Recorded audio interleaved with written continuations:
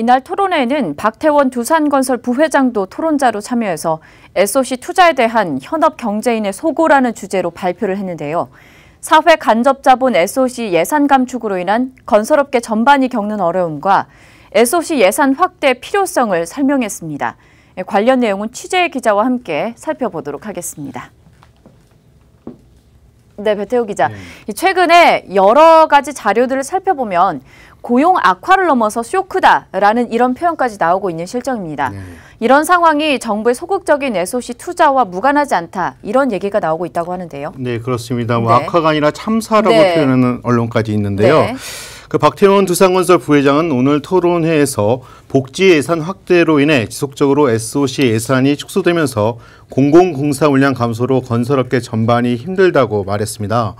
특히 해외 수주 급감과 민간 투자 사업 대폭 감소 등 대기업은 물론 중소규모 건설업체도 예외 없이 모두 힘든 시기를 겪고 있다며 이로 인해 신규 고용은커녕 건설업계 종사자가 축소되는 현상까지 벌어지고 있다며 어려움을 토로했습니다. 현재 건설업계 형편으로는 새로운 일자리 창출은 엄두도 내기 힘들고 기존의 일자리마저 불안해하고 있는 상황입니다만 건설업은 현 정부가 최우선 과제로 추진하는 일자리 창출에 가장 크게 기여할 수 있는 분야입니다. 네, 현재 건설업계는 무급 휴직이나 구조 조정 등으로 10대 건설사에서만 2,500여 개의 일자리가 사라진 것으로 알려졌습니다. 네. 앞서 박태원 부회장이 말한 것처럼 일자리 창출은 현 정부가 추진하는 최우선 과제인데요. 이렇다 보니 박 부회장은 건설업계 일자리 창출은 물론 감소를 막기 위해서라도 SOC 투자가 확대될 필요가 있다는 주장을 한 겁니다. 네. 박태원 부회장은 또 SOC 투자가 단순히 건설업계 배불리기로 평가되는 부정적인 시각을 의식한 듯 SOC 투자 확대로 인한 일자리 창출은 서민 경제에 직접적인 도움이 된다고 강조했습니다. 한국은행 2014년 공식 통계 자료에 따르면 건설업의 취업 유발 효과는 10억 투자 시 13.9명, 전 산업 평균이 11.6명에 비해서 매우 크고 이에다가 하도급자, 자재 장비업자, 부동산 이사, 청소업체, 심지어 주변 식당 등 연관 산업이 많아가지고 서민에게 직접 도움이 되는 일자리를 창출하고 있습니다.